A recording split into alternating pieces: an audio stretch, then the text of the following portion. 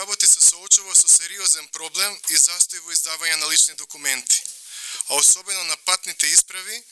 и ова е состојба која е последица на несовесно работење од минатото, но и воедно отвара сомнежи за прекрашување на законски процедури и норми.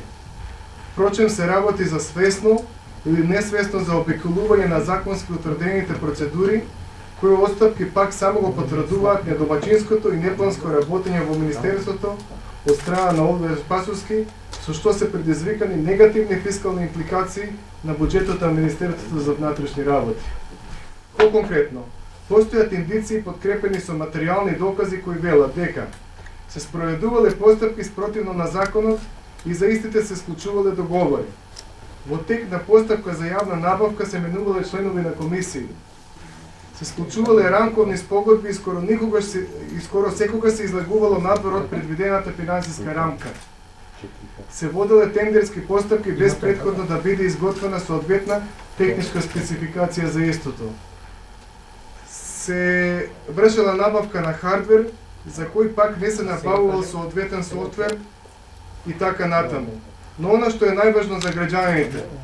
она што требало да биде финален производ, а тоа е нарачката и испораката на образците не е направена, и тоа е главната причина што денес се соочуваме со сериозен недостаток на образци за лични документи.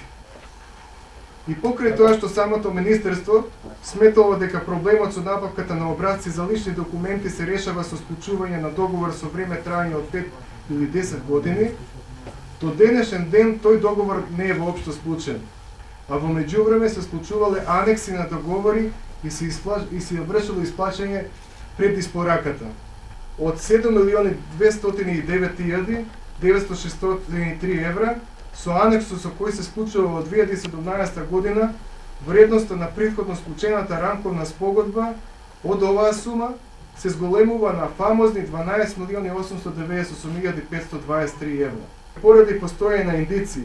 кои се подкрепени со факти и аргументи дека од страна на одговорни лица во МВР е злоупотребена службена положба, со целокупната поисмена кореспонденција и материјални докази е известено јавното обвинителство за гонење на организиран криминал и корупција за нивна натамошна надлежност и постапување. При тоа, доколку се потврдат сомнежите, работенет против кој ќе биде покренат обвинителен акт, ќе бидат преземени соодветни мерки, односно спроведени дисциплински постапки согласно колективниот договор на Министерството. Истовремено сакам да ги информирам граѓаните дека со цел надминување на недостатокот во издавање на лични карти и водачки дозволи, пролонгирано е работното време на службите во Оделението за управни работи Скопје и дисперзираните канцеларии Беко и Ѓорче Петров,